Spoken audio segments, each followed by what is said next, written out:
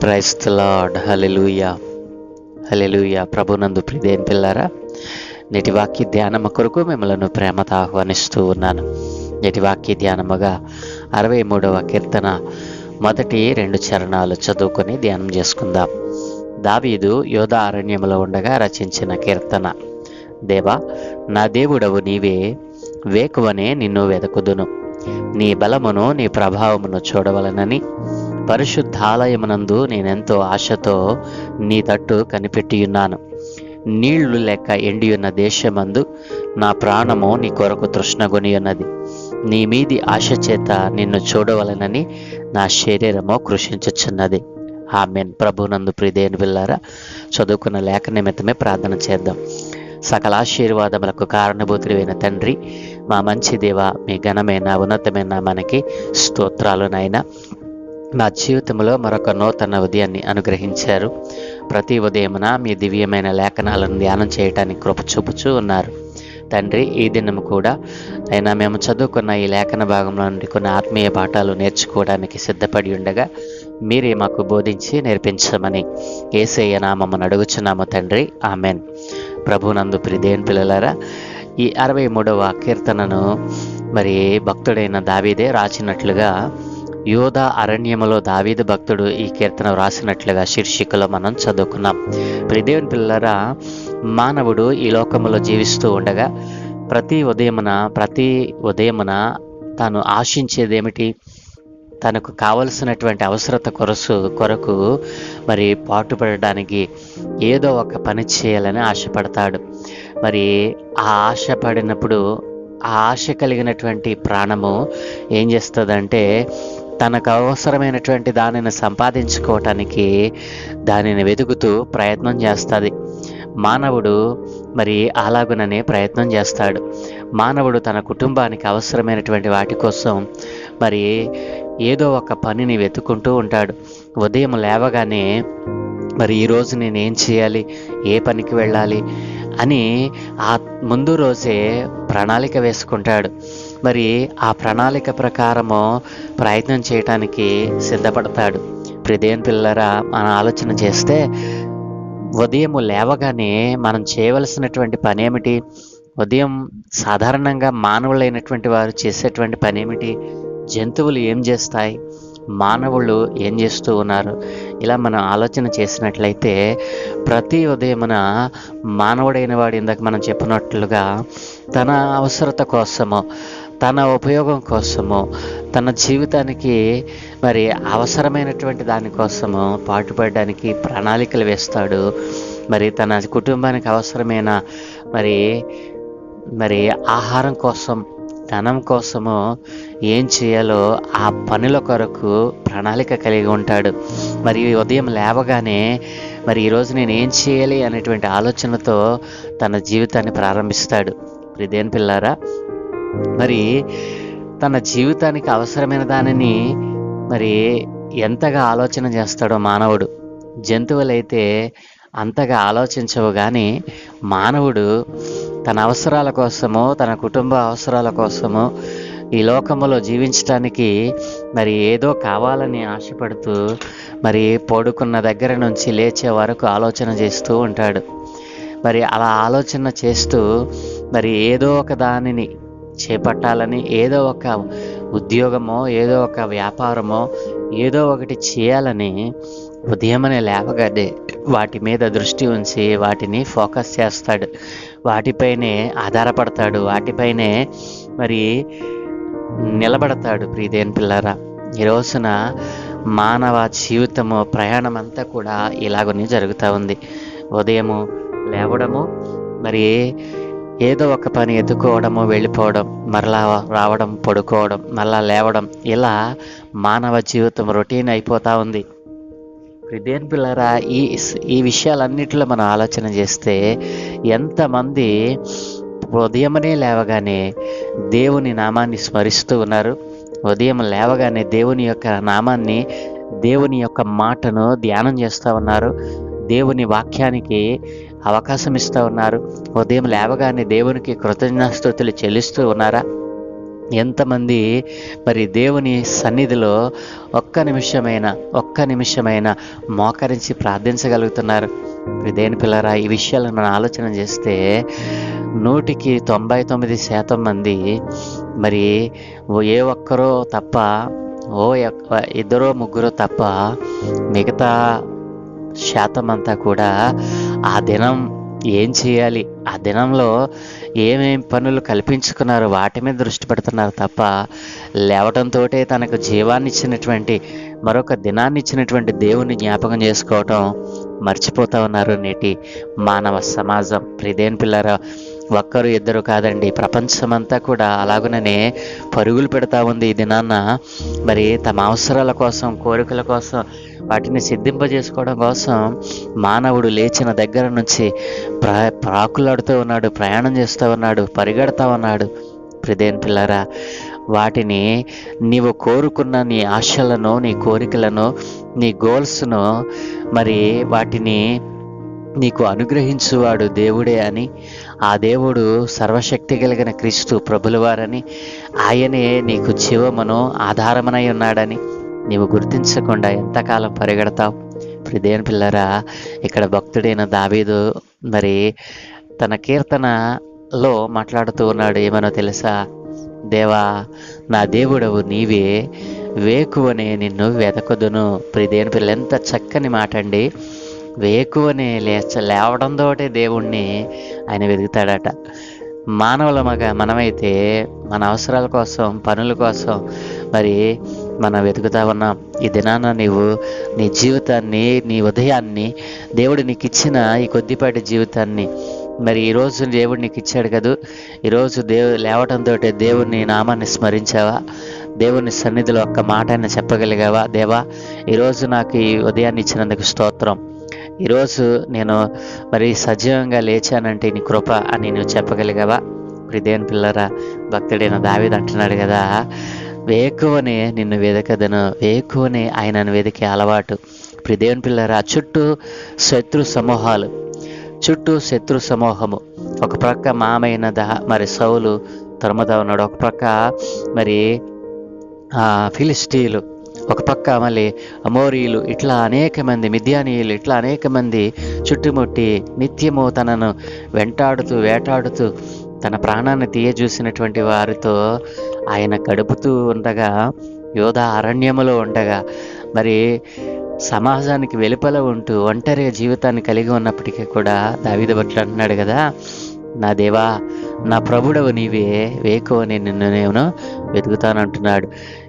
ఈ లోకములో తనకు అవసరమైన దేని గురించి ఆయన వెతకడం లేదంట, సాక్షాత్తు దేవుణ్ణే ఆయన వెతుకుతా ఉన్నాడంట. ప్రియదేని పిల్లారా, మరి మానవుడైతే ప్రొద్దున్నే లేవటంతో దేవునికి ప్రార్థన చేస్తాడు. ఏమని?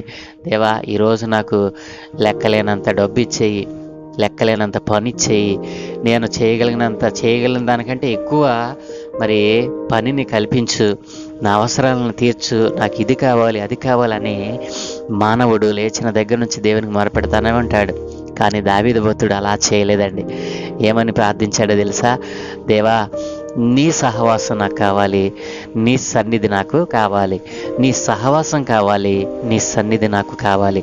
ఈ రెండు మాటలు చాలా చిన్నగా అనిపించవచ్చు, కానీ ఇవి ఎంతో ఉన్నతమైన మాటలు. ప్రియదేని పిల్లరా, ఒక మానవునికి కావాల్సింది ఏమిటి? దేవుని సహవాసం.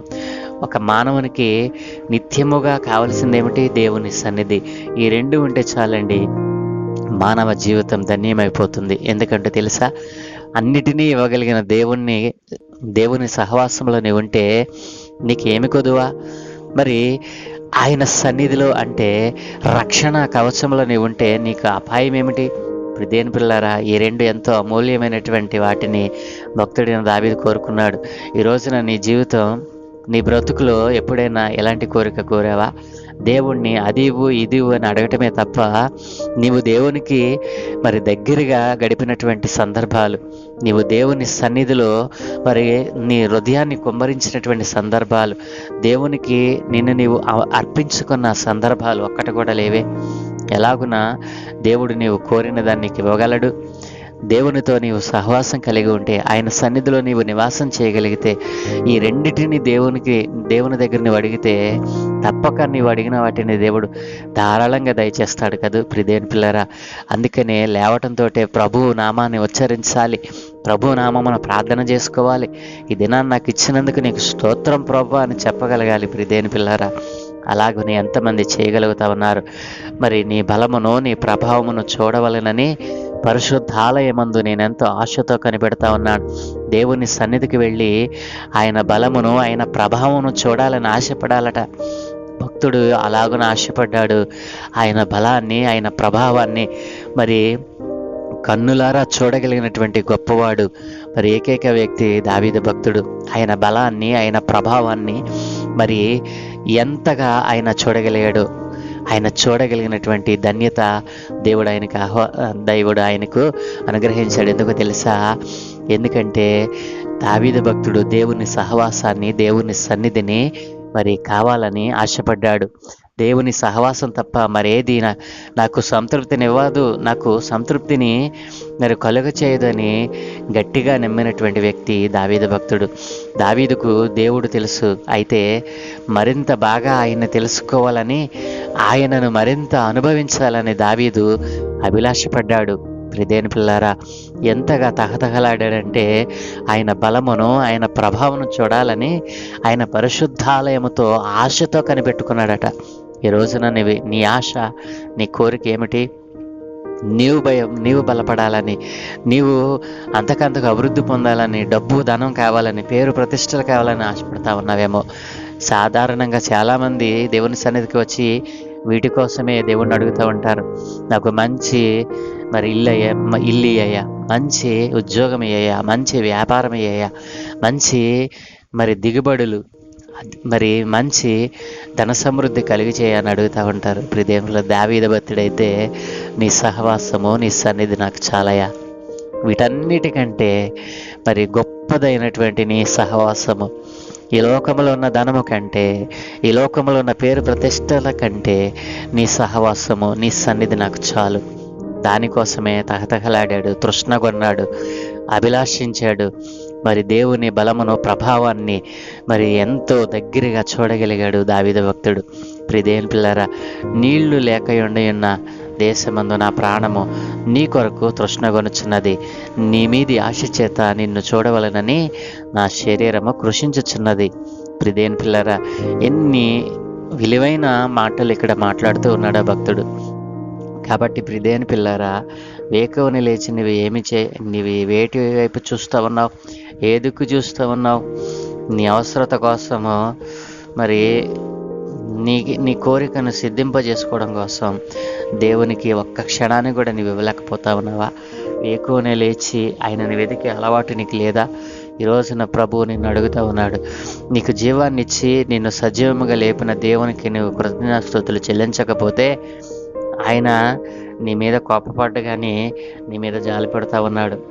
నేను నీకు ఇంత ఆయుష్నిస్తే, నేను నిన్ను తిరిగి సజీవంగా లేపితే నా పిల్లలు నా వైపు చూడటం లేదేంటి, నా యొక్క ఆవశ్యకతను గుర్తించడం లేదు, నన్ను జ్ఞాపకం చేసుకోవటం లేదేంటి అని ఆయన బాధపడుతున్నాడు తప్ప ఎప్పుడైనా నన్ను జ్ఞాపకం చేసుకోలేదు, నేను చంపేస్తా లేతే నేను పొడి చేస్తా అనేటువంటి మాటలు దేవుడు ఎక్కడా మాట్లాడలేదు. ఎందుకంటే ఆయన ప్రేమామయుడు, కరుణామయుడు, దయామయుడు. ఆయన తన పిల్లలైన వారు తనను మరి ఆరాధించకపోయినా దాని జీవాన్ని ఇచ్చినటువంటి దేవుడు తన పనిని తను జరిగిస్తూ ఉన్నాడు. ఉచితంగా తన కృపను అందిస్తూ ఉన్నాడు. ఈ విషయాన్ని నువ్వు గ్రహించకపోతే, నీకు ఇచ్చిన ఈ కొద్దిపాటి జీవితంలో ఈ సందర్భాన్ని, ఈ విషయాన్ని నువ్వు గ్రహించకుండా బ్రతికితే గనక దేవుడు ఒకనొక దినాన్న నిన్ను ఒకవేళ విడిచిపెడతాడేమో. దేవుడే విడిచిపెడితే నీకు ఈ లోకంలో జీవించే హక్కు ఎవరు కూడా ఇవ్వలేరు. కాబట్టి ప్రియదేవుని పిల్లారా, వేకువని లేచి నీవు ఎవరిని వెతుకుతున్నావు?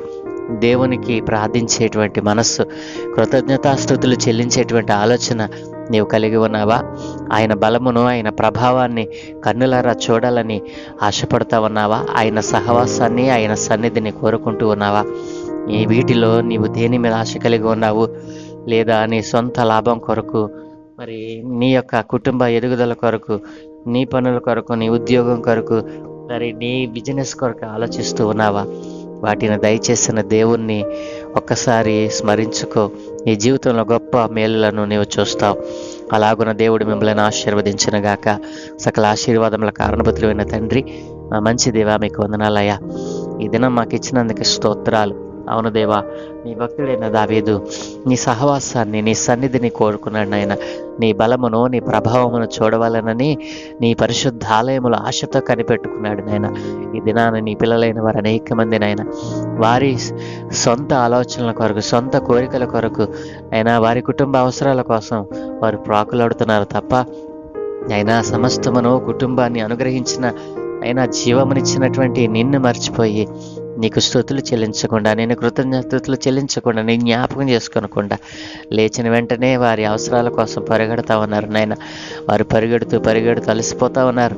అయ్యా, అలసిపోక అలయక సొలయక నా దగ్గరికి వస్తే నేను ఇస్తానన్నావు. ఇచ్చేటువంటి దేవుడిని మర్చిపోయి నాయన ఈ లోకంలో తిరుగుతూ ఉన్నారు నాయన, ఈ లోకంలో జీవిస్తూ ఉన్నారు నాయన. వారికి ఇచ్చిన కొద్దిపాటి జీవాన్ని వారు నిరర్ధకం చేసుకుంటా ఉన్నారు నాయన. ఈరోజు నీ వాక్యంతో మాట్లాడావు నాయన. భక్తుడైన దావీదు ఏ రీతిగా అయితే నీ సహవాసాన్ని, నీ సన్నిధిని, అయా నీ బల ప్రభావములు చూడవాలని ఆశను కలిగి ఉన్నాడో అలాంటి ఆశ, తృష్ణ ఈరోజు నీ పిల్లలైన వారిలో కలిగించమని, ఈరోజు మేము చేయపనులన్నింటి మీద మీ కనుదృష్టి ఉంచి మీ దోతల కాపుదలను అనుగ్రహించి మీరే మహిమ పొందుకోమని యేసయ్య పరిశుద్ధ నామమున ప్రార్థించి వేడుకుంటూ ఉన్నాము తండ్రి. Amen, amen, amen.